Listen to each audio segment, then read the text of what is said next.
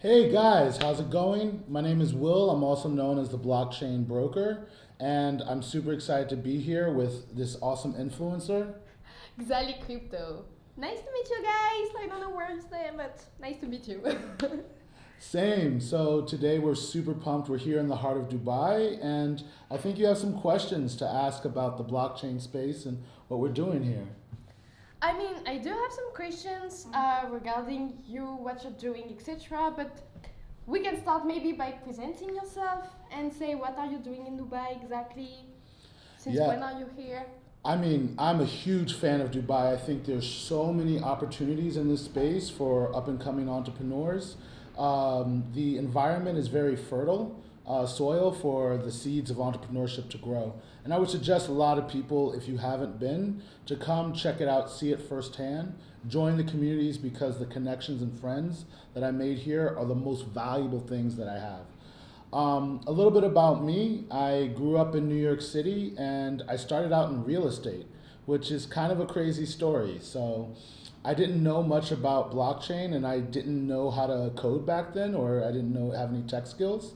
So I just used what I had, which was real estate, to give value to the community, right? And that's one of my biggest advice to anyone who's watching this is like, you don't necessarily need to be a savant, a coder, someone with crazy tech skills to be able to add to the community. We are all unique. We all have different great things to add. And for me, it was the real estate properties. So I started hosting events. I started letting people use our properties to be able to do events in New York. And from there, I was able to get into the community, and the community recognized my value and they gave value back. So here we are today. Okay, I have a question regarding what you said. You've been speaking about real estate. Have you been into tokenization, real estate tokenization? Do you know what it is? Have you been connecting with this ecosystem? Oh, that was my dream. When I first saw blockchain and the power of tokenization, I immediately said that real estate tokenization was one of the best things possible because, and this is not financial advice, but when you're looking at real estate, it's a hard asset. So, hard assets are very different from liquid assets in that you have to find a large, ready, willing, and able buyer in order to exit that investment, right? So if you have a $4 million property, a $20 million property, you can't easily access that money without a loss in real estate. And so I said, wait a second, with tokenization, if we can break that up into 20 million different tokens, each worth $1, right? You would be able to exit that property and enter that property very easy. And that liquidity would be an added benefit. So just by that, the property would probably be worth around 5 to 10% more because of that ease of entry and exit. And then what's more important is that the people in the city would be able to own the towns that they live in. They'd be able to own the growth of their communities. Because living in New York, I saw gentrification happen all the time, right? In fact, I hate to say it, I was an agent of gentrification for a lot of neighborhoods. And I felt bad about this, right? But like, if the community owned these properties or even a piece of the residential and commercial spaces in their neighborhood, then they would be able to grow with it. They would get richer from the gentrification and have more and more powers and more economic freedom. So I really wanted to do real estate tokenization.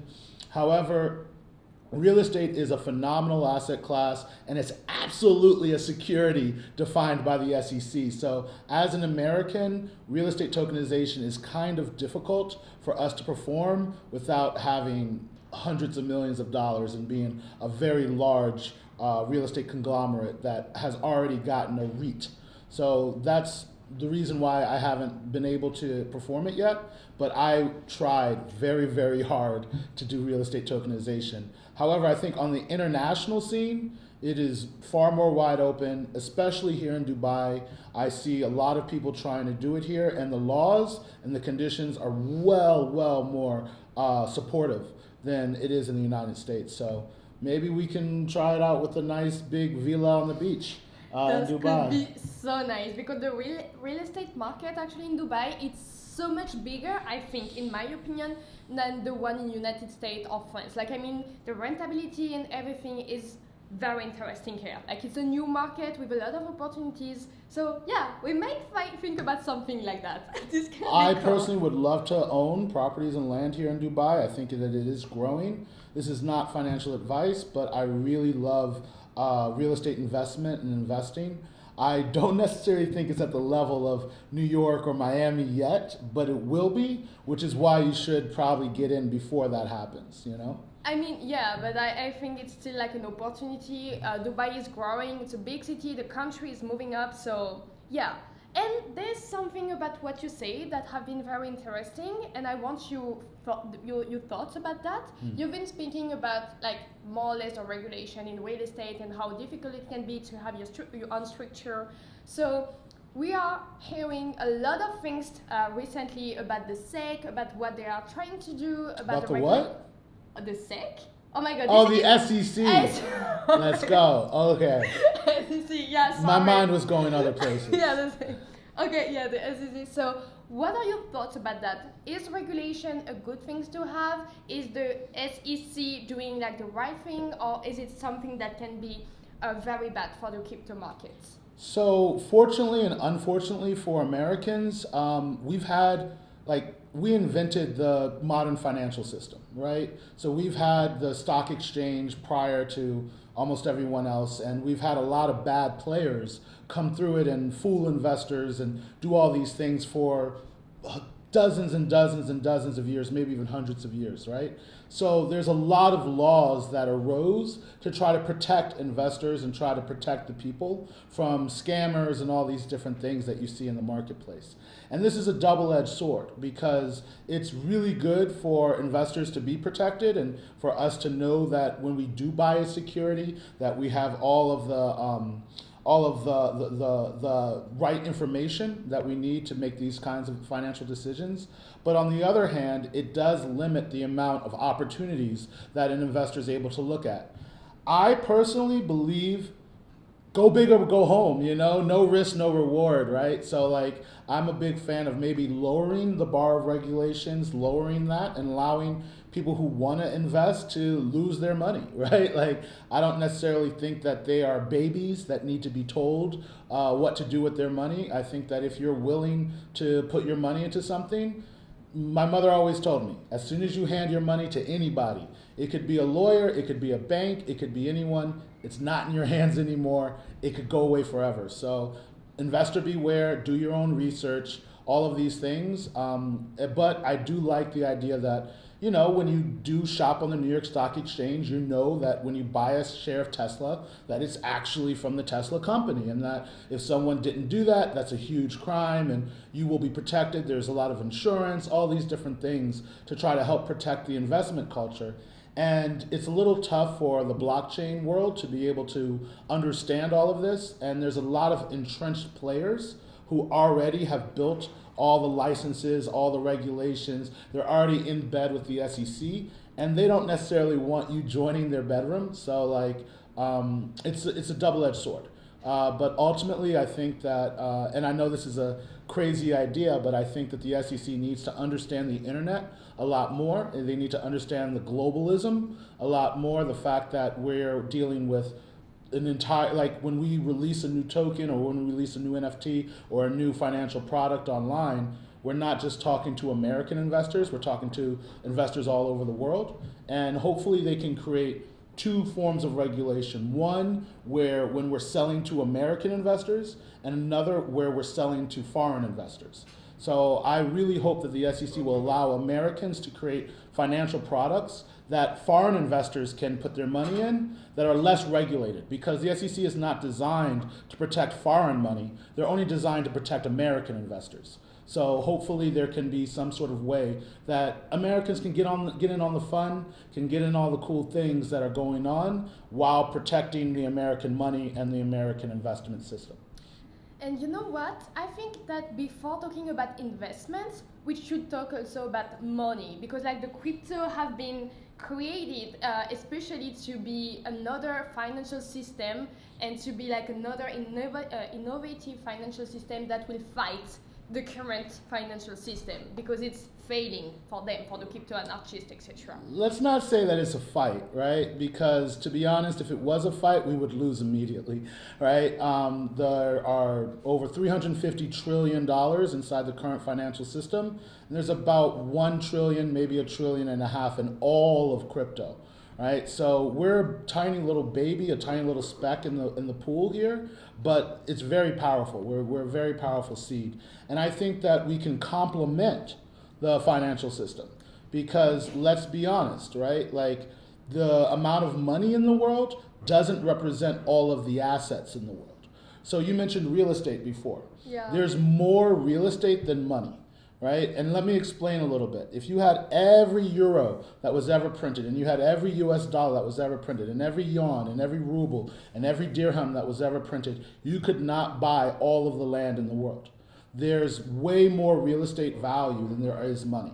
So we need more ways to help represent a lot of the value that humans have with each other in a financial system that can help do this. So I think that you can have another stock market, you can have another crypto market, you can have more currencies, right? Like there can be more products that can come in without necessarily destroying or completely disrupting the old system. I think we could try to find a diplomatic way to live instead of going to war right away.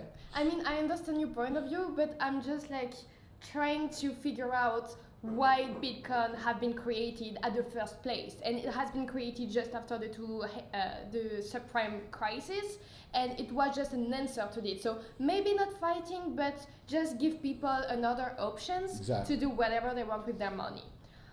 Regarding this, there's another thing that you said that I loved. It was about the SEC not taking care about the American people and not about all the people in the world. And as a French people, I can tell you that French are always looking what the SEC is going to say. They are like very afraid if American market say something, they're going to follow the American market. If American market are going to say yes, they're going to say yes, etc. Which is crazy. I mean, we are normally independent or whatever. So I think like the American market have another responsibility into the world. Like they are directing a bit how the crypto market is going, etc. So I think everyone is looking what the SEC is doing and what they're going to say. And it's a big thing. Of course, there's a saying in New York that when America sneezes, the world catches a cold, right? So the idea that a very close ally like France, which is one of our closest allies, was following the SEC and is following the direction of our markets is very obvious, right? But I'm just trying to say that the SEC is not designed to protect French investors. It's only designed to protect the American people. You guys have your own version of the SEC. I don't know what it's called, but that's AMF. The AMF is designed to protect you guys. Yeah. So all I'm saying is my SEC should not limit my ability to deal with your investors. 100%. Your AMF should limit my ability to deal with your investors, right? So I'm just talking about jurisdiction, and I'm really hoping that that jurisdiction can open up, because right now the SEC is telling me as an American that I cannot release security or any financial products that are even facing other countries and other types of investors. And that's a little frustrating, because the Chinese version of the SEC does not tell them that they have to do that, right? So they're able to go and sell all these securities to the world market and all of these different things, and it's a little frustrating as an American not to be in on the fun. So all I'm just hoping is that the SEC understands her place and understands her jurisdiction and sort of opens that up, because there's a huge world market, and I would love to be able to have products that, are open to the AMF regulations or the other people's regulations, and not necessarily have to have my hands tied by my own government when it comes to that. Absolutely. And a lot of founders from France love the American market for their potential, but they always tell me when I'm doing my ICO or when I'm doing my pre-sales, I'm not gonna allow American people to invest in my product because I can have some issue with the SEC. So yeah, absolutely. And on the other hand, like I feel that the crypto market should be open world and worldwide and should not be belong to one country or another. Like crypto doesn't have a border. It's like for everyone, and this is what is absolutely beautiful about crypto is that a Nigerian can talk to you, can just exchange money with you without being like just tied because it's from Nigeria, etc. So it's like a big debate, and that's also why I feel that the financial market and financial regulation should not be so strict about crypto because this is something they don't understand and the rules are totally different. So this is my feeling. Yeah, I definitely think crypto is a threat because, all right, so I'm going to get a little like conspiracy here. But Here we go. in college, I studied political science and biomedical engineering. And one of the cool things that I really liked about political science was called a coup d'etat. This is a French word. You're familiar with the coup d'etat, right? Yeah. So a coup d'etat is usually when the general of an army shoots the king in the head and says, I'm the king now, right? And so let me talk about a failed one. Usually the failed ones run to the treasury and feed their troops, right? It's okay.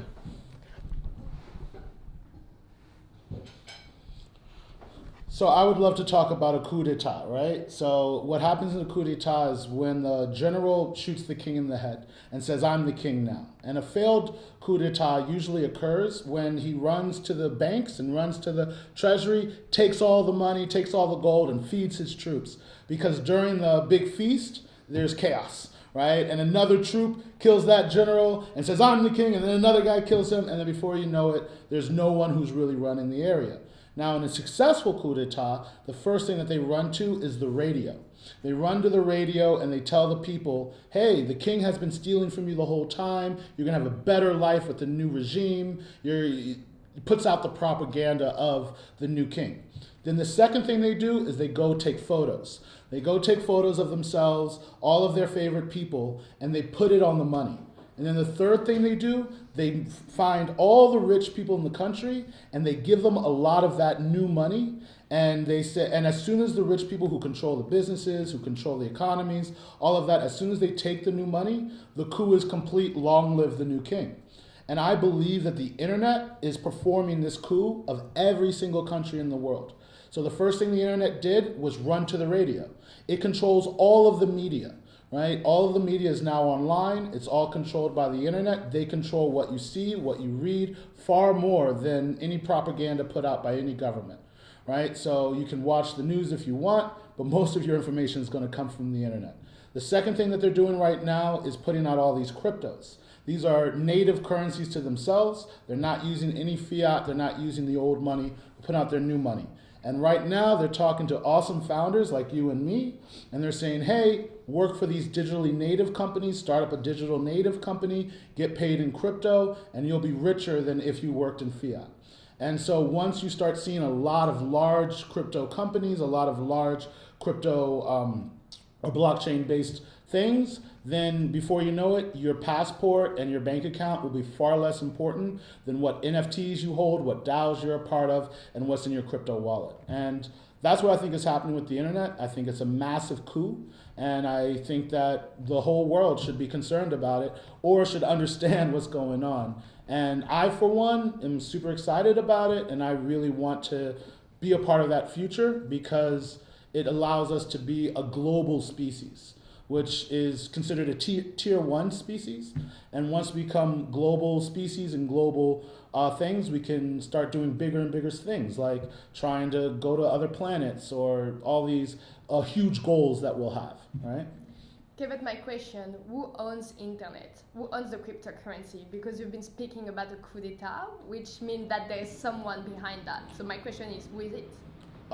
We do. I mean, legally and technically, the U.S. government, the U.S. military invented the internet, and they have all the patents behind it. It was a DARPA initiative, but they're not enforcing that patent. Just like NASA, they give away a lot of their technology as open source and free, and they've sort of done that with the internet so far. I mean, maybe later on they have the option to start enforcing it, but I don't think that they are really interested in doing that because it empowers a lot of awesome American companies, a lot of awesome technology companies that are bringing more economics to us. But ultimately, like, I hate to keep going back to this dictator model, but the idea is like when the people in the streets can speak, the dictator cannot sleep, right? So the fact that internet is full of communications and we're all able to talk to each other, we'll be able to build DAOs, we'll be able to build relationships with each other that don't necessarily need approval from any government, even ones that are in North Korea or places that we don't deem to have freedom, right? So like, hopefully the internet can have more freedom in the world, can help empower more entrepreneurs, can have more capitalism where people can make their own money and make their own choices and live a great life. But I think this is the case for Web3. But for if we like take the example of Web2, for example, like the freedom of speech is not so correct. Like for example, take the example of France at the moment. If French people want to express something with the Web2 because it's centralized, like they cannot go and they cannot speak against the government, for example. But with the Web3, and this is also why I love Web3, is that everyone can speak freeless because the internet is not centralized. Nobody on the internet. It's 100% decentralized. So I mean, I understand what you say, but I think you're more speaking about the Web3 than the Web2 or the internet. So let's break down what Web 1, Web 2, and Web 3 are to our viewers, right? So I believe that Web 1 was read. It allowed us to read things. We were able to read things online, we were able to read other people's websites, we were able to read things. Web 2 was read and write. That meant that we were allowed to post. We were allowed to upload our own content. We were allowed to put that up there. And Web 3 is read, write, and own. That allows that ownership layer. You can own your art. You can own your content. You can own your digital rare items. You can own your tokens, right? So when it coming to Web 3, that's the ownership layer on top of the internet. But like, I don't necessarily think the internet is centralized. I don't think the internet is controlled. I think that there are major places that people like to post that necessarily are under someone's umbrella. But at the end of the day, I'm positive that people in France can find a chat group, can find places where they can post whatever they want without fear.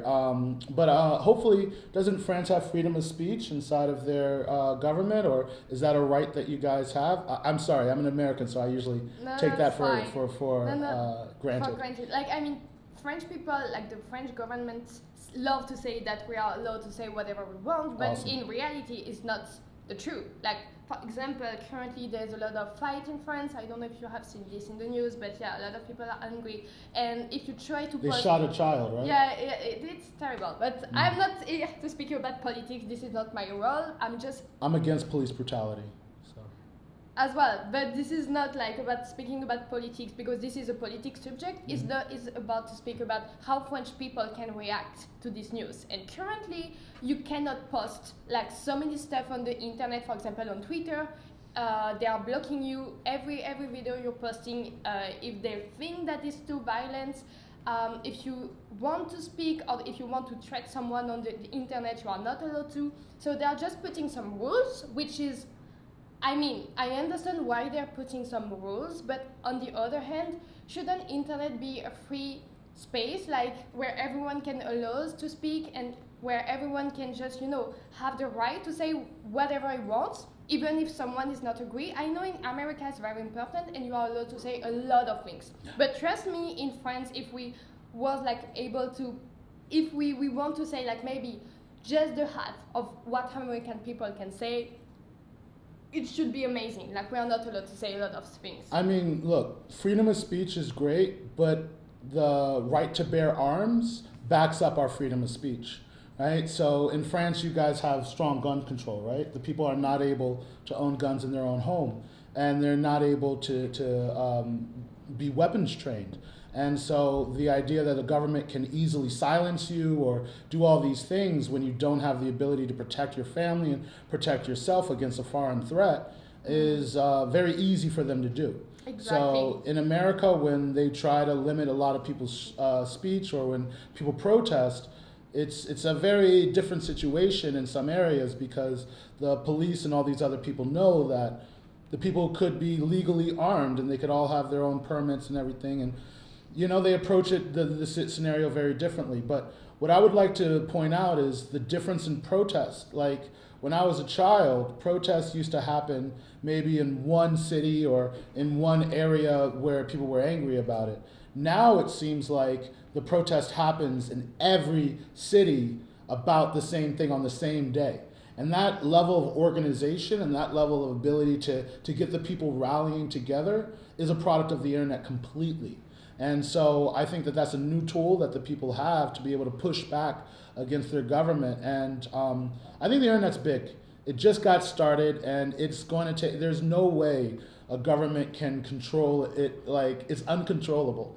So I definitely think that the people will find a way to communicate what they need to communicate, to deal with the problems that they see are as important in any country. And I'm not just talking about free countries. I'm talking about communist-controlled countries. I'm talking about countries with large dictatorships. I'm talking about countries that don't believe in free speech at all. Like you're seeing when the protests happened in Egypt and all these other places, they tried to shut down Twitter. They tried to shut down Facebook and all these things. And then Elon launched a satellite with Starlink to be able to let people have the internet from the sky. Like the internet's going to find a way. She's very, very clever. And I, for one, think that over time, I'm talking about over the next 10, 15, 20 years, you're going to see the internet become far more important than it is today, where I think it's already super important today. Actually, there's one tool that allows you to do whatever you want on the internet. It's the dark web. Have you heard about the dark web? Which is no, but I mean, I've been studying what is the dark web actually, and the dark web is just like having private network where you can say whatever you want, where you can the dark web have been like created at first to be able to allow the people to say whatever they want, to fight the censure.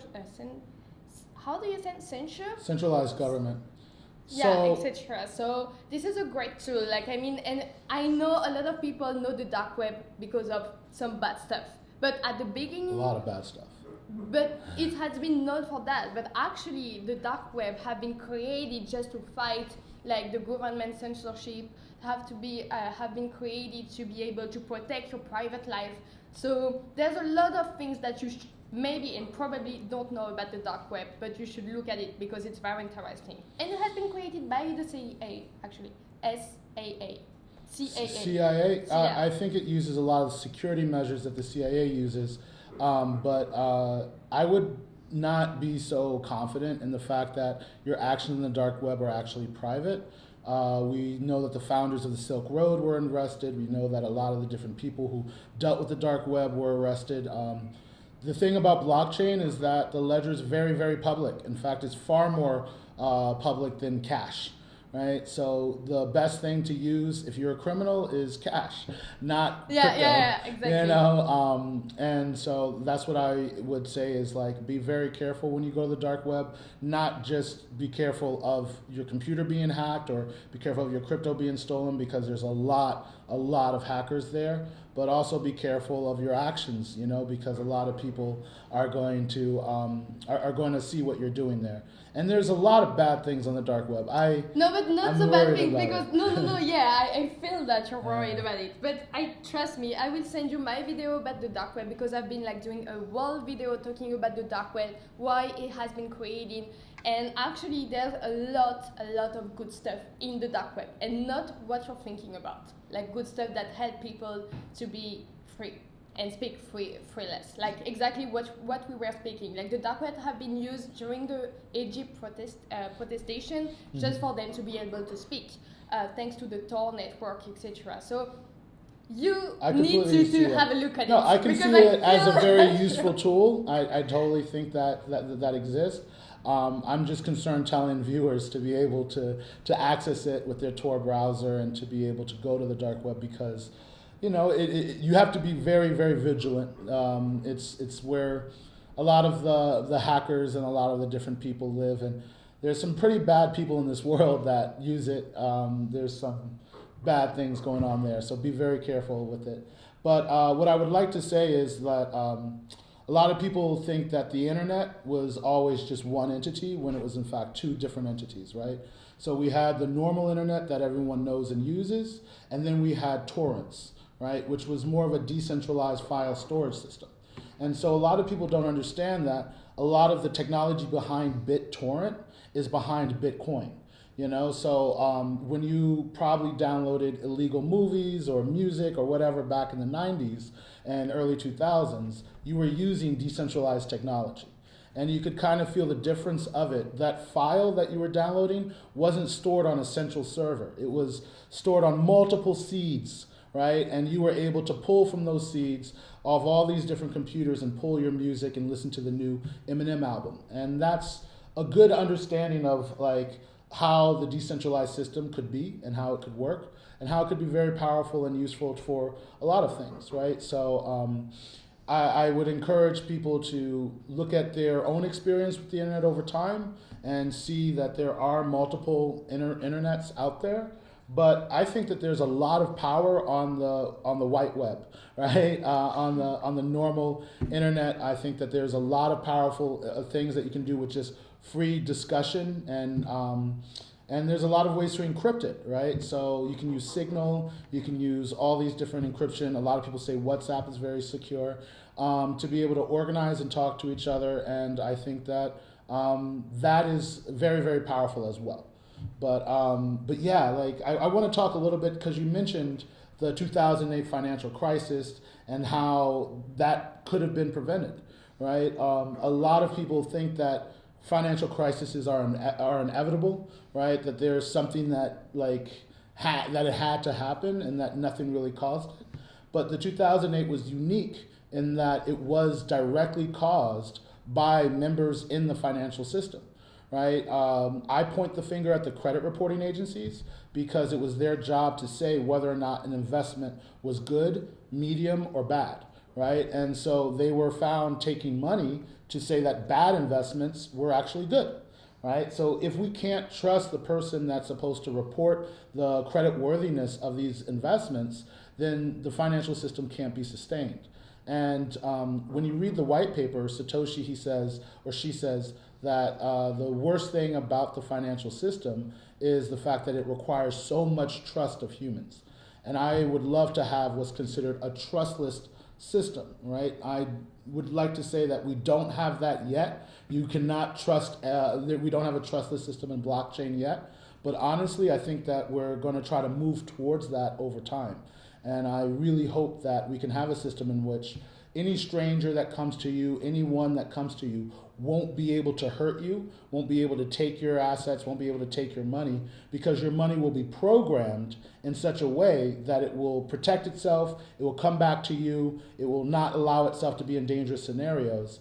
And if the internet has connected us all already, but no one can trust each other, think about that trust layer coming into that, where now we're all connected and we can all trust each other. Like, that will be the most powerful influence in the world.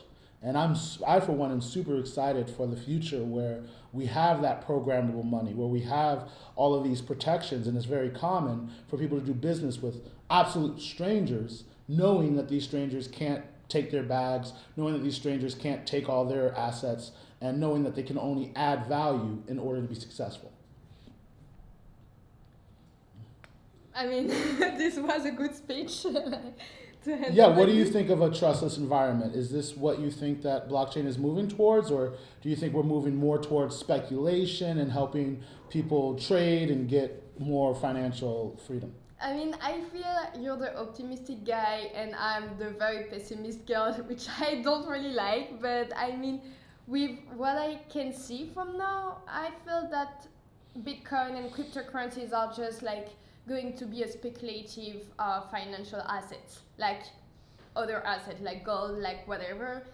The fact that BlackRock want to have a Bitcoin ETF doesn't really make me feel happy about this. Like, I feel that this is just become, obviously it's good for adoption, like obviously it's good for the price, but I mean, I'm the kind of person that think that one Bitcoin is one Bitcoin and not one Bitcoin is like $30,000. So, in my opinion, I'm very afraid of what cryptocurrencies are going to be and how the government are going to try to take this technology to control more and more the population by the CBDC or about everything that they try to do to control us. So I'm kind of I'm kind of afraid about the future. Actually, I'm this kind of person that say that crypto was a very good tool and there were a lot of good stuff about this, but this is coming like more and more about like a control tool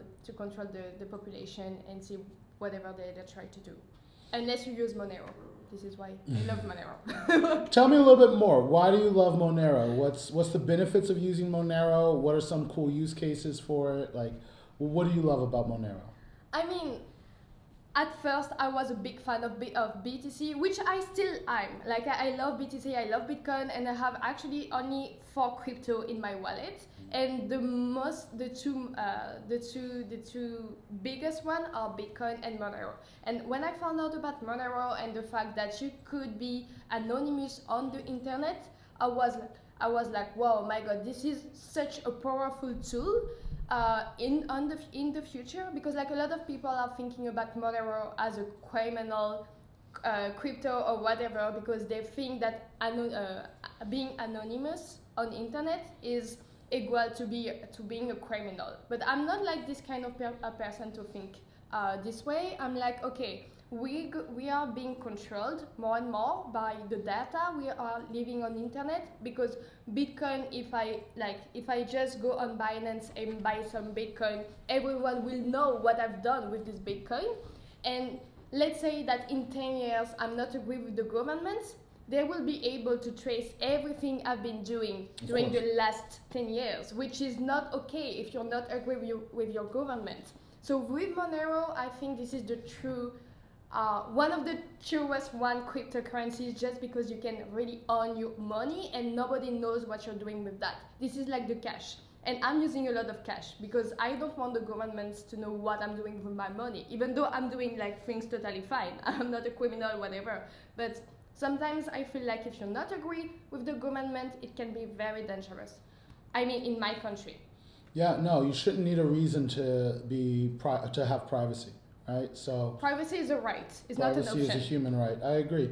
Yeah, and I also would say that you mentioned the CBDCs. I honestly don't think that CBDCs are going to come out, but I think that if you're using Bitcoin or if you're using any other public coin, it's better than CBDCs for them to be able to track every single wallet that you've ever interacted with, every single thing that you've ever done, going back forever, right? So like, and look what China is doing. Like with their CBDC, they're like tracking you. If you don't have the social credit score, they can block your money. You cannot have saving. Like they block you saving for 1 year, and after 1 year, you need to, like, if you didn't spend your saving, then the money doesn't belong to you. So this is coming very dangerous. I don't like what I see. And France want to do the same, like for the saving, for example. Like they have said that after 1 year or 2 years, if you don't use your saving, then you don't have saving anymore. What is that? Yeah, so, I mean, look, I am not a fan of the CCP and what they're doing to their people. I love Chinese people and I love to support the innovation and the intelligence that I see coming out of the people. But I do think that the CCP is focused on control, and that's just what you get from a communist country. But at the end of the day, France is not. I mean, yeah, it's a bit of the communist country, but no, I don't consider France to be a communist country. They have a democracy, but and they're capitalist. But like, I do think that China is a very different beast, and I don't necessarily disagree with the idea that. I don't know, like when you're talking about that you should spend your money and that you can't keep your savings, I don't necessarily think that it should all go away, but I do like the idea of money having an expiration date, because that's how we used to be, right? When you used to hunt and used to get food, you needed to eat that food or it would go bad. And so what happened? We would share with others, and that's what caused us to form tribes, was the fact that we had too much and that it would expire. So maybe over time, that money gets smaller and smaller, right? But not necessarily disappears right away, and that would be easy to program. But because the idea of just money sitting there and not doing anything and being locked up, that's bad for the economy. Currency is designed to be current.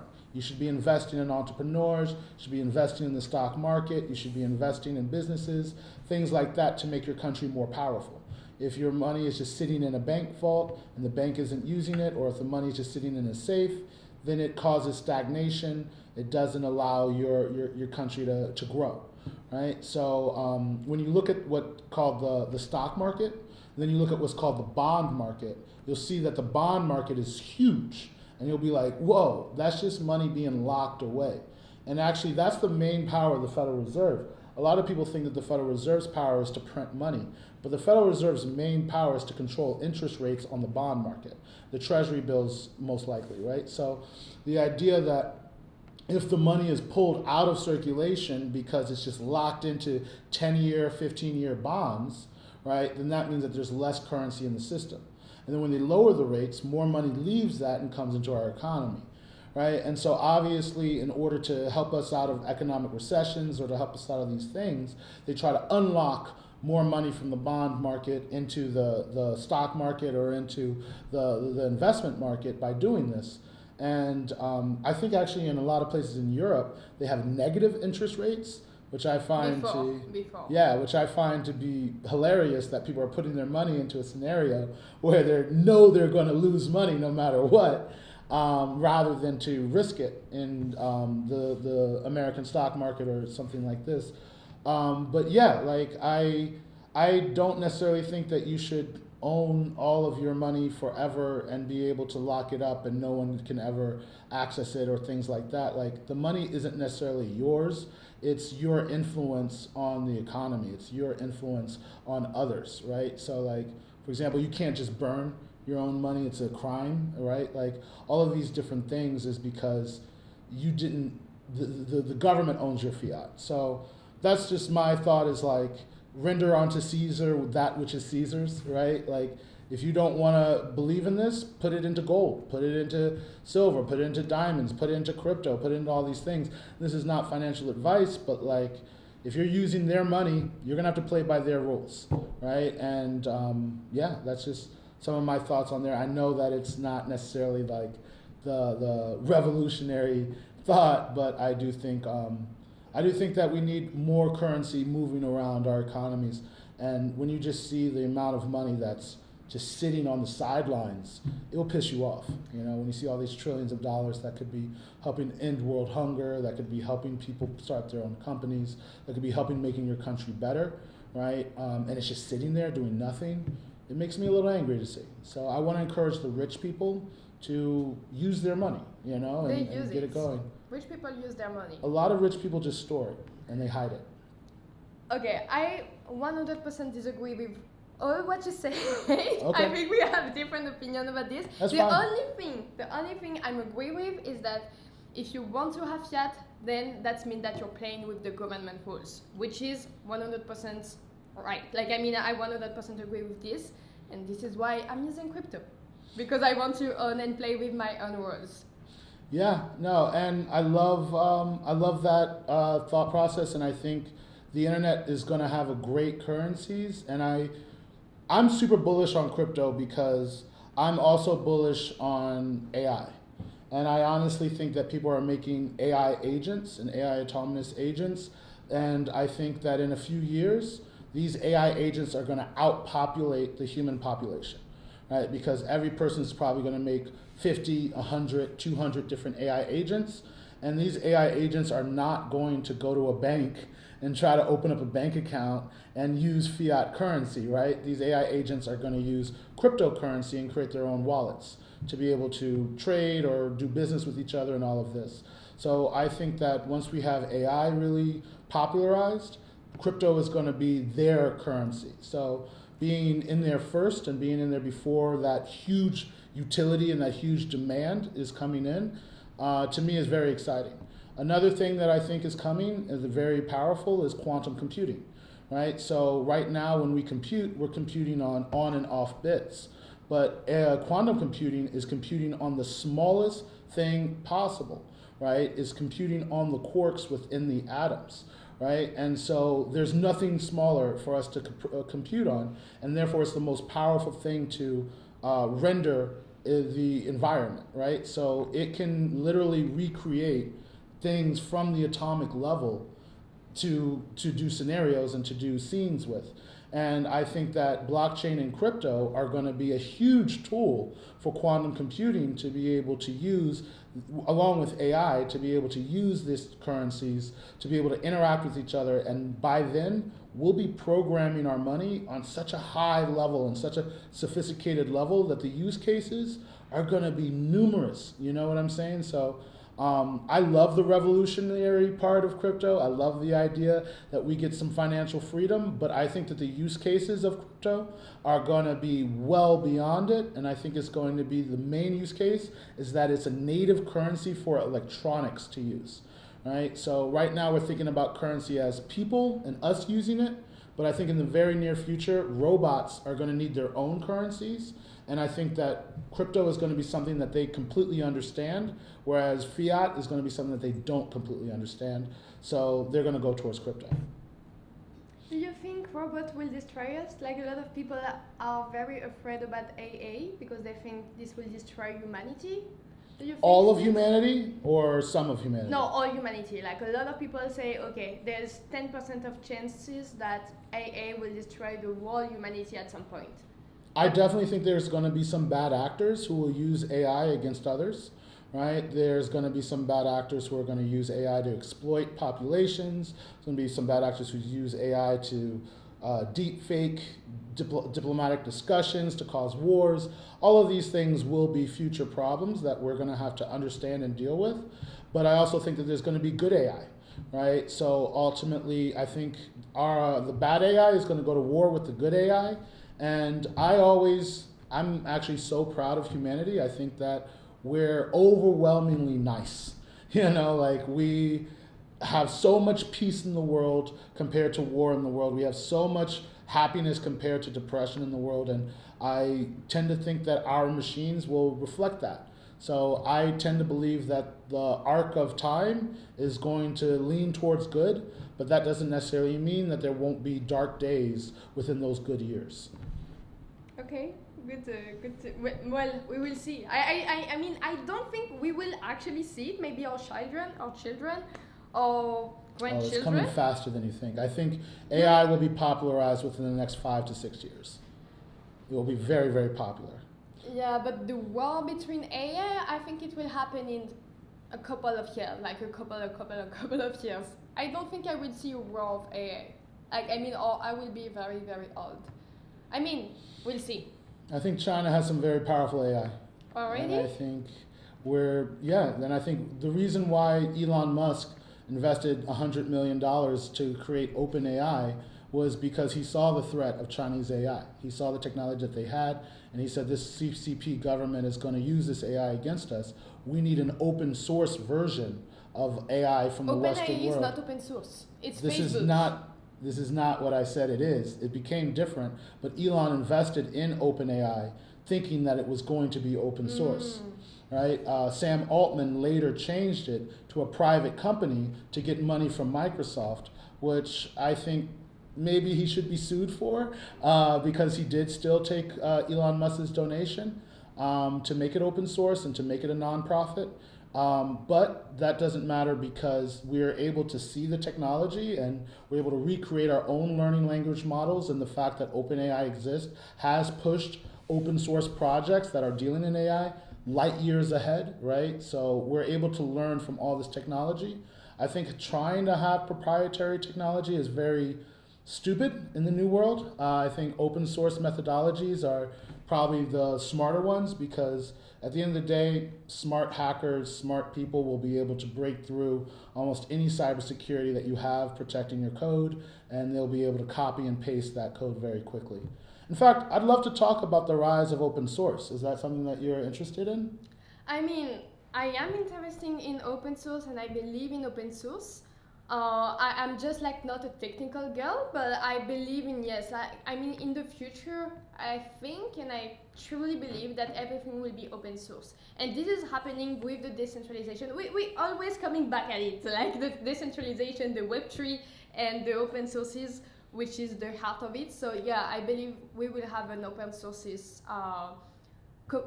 future.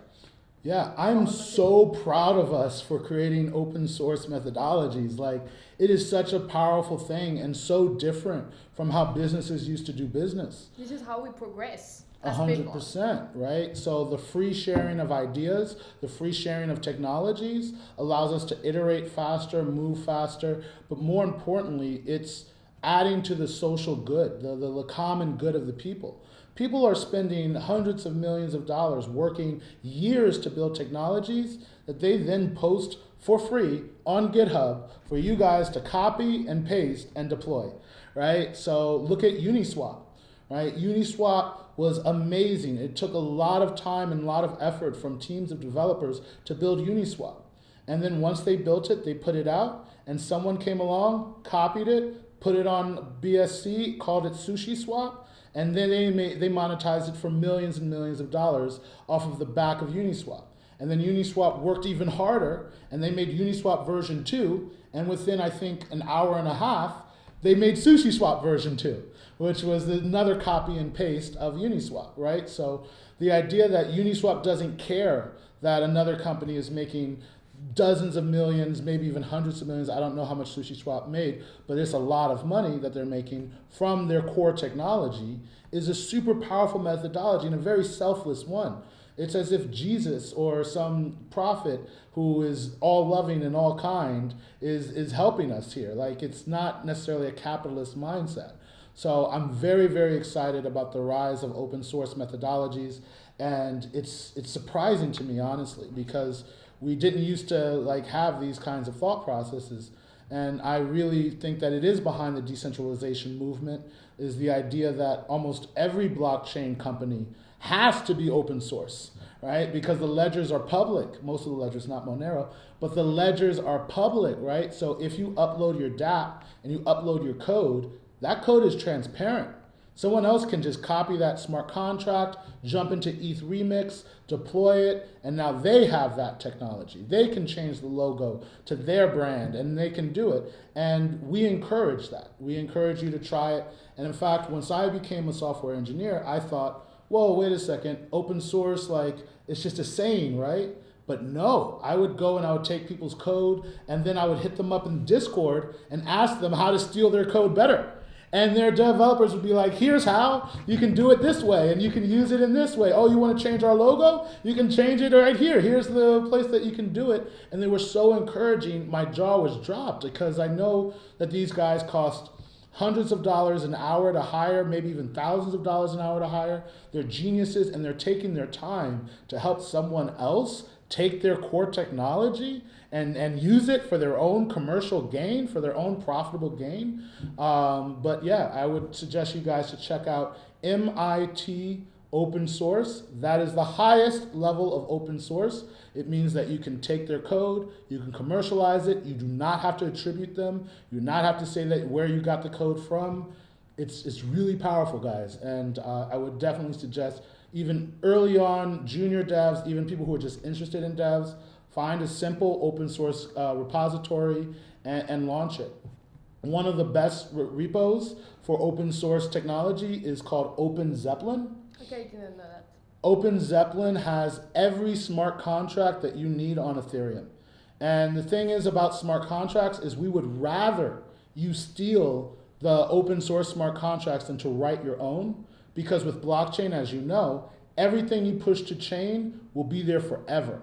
So if you make a mistake or there's a vulnerability in your code, you can never fix it. It's very, very hard to fix it, right? So the idea of using peer-reviewed, battle-tested, open source smart contracts is the best way to build. So I would suggest you guys to go to Open Zeppelin, check out their ERC20s, ERC721s, 1155s, governance tokens, change the name, put your name in there, take that code, throw it into ETH Remix, deploy it onto a test net, and watch it work. And you can literally do this in 20 minutes. In 30 minutes, you can launch your own smart contracts because all of that work has already been done for you.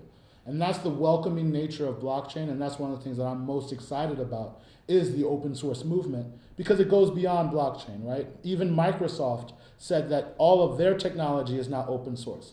Microsoft, you guys can take all the technology that Microsoft has been building for the last 30 years, right? And you can use it in your business, you can use it to create a business, you can use it in your company, you can use it in whatever you want.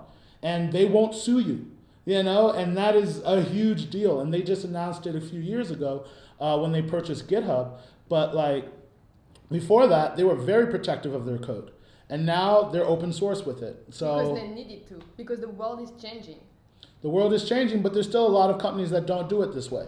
Oracle is not open source, right? I hate Oracle. They're a really bad company in my opinion. They are dying, by the way. That's why. I hope so. It can't happen fast enough. But anyway, I love companies like Microsoft. I love companies that are adopting open source methodologies because I feel like they're the ones that are going to adapt faster.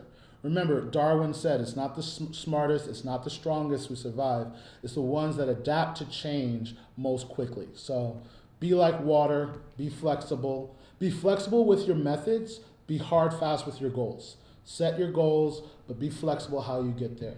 And I guarantee that you're going to achieve some success. So, awesome, yeah. So basically, I'd love to tell you guys where you can find me. You can find me on Instagram at Blockchain Broker. You can direct message me on Telegram at Blockchain Broker. And you can find me on Twitter at Blockchain Future with no E. It's Blockchain FUT. It didn't let me put the whole E at the end. Where can people find you? On Instagram with xali Crypto, I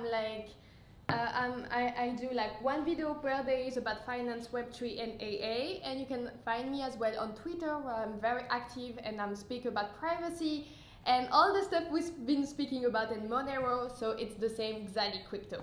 If you want to join the revolution, you got to take her content.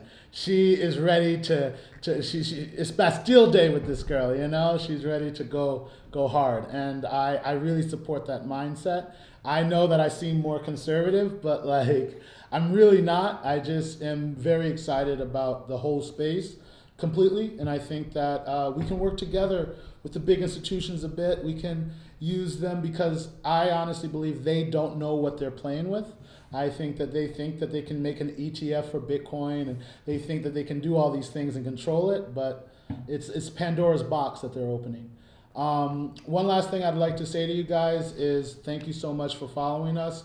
I appreciate it. And if you're in Dubai, we host a lot of events. We have a great community here. It's only for people that we meet in person. So please hit us up through these method channels. We'll let you know about an event going on. Once you meet us in person, you'll be able to join our core group. And we hope to see you guys more and more.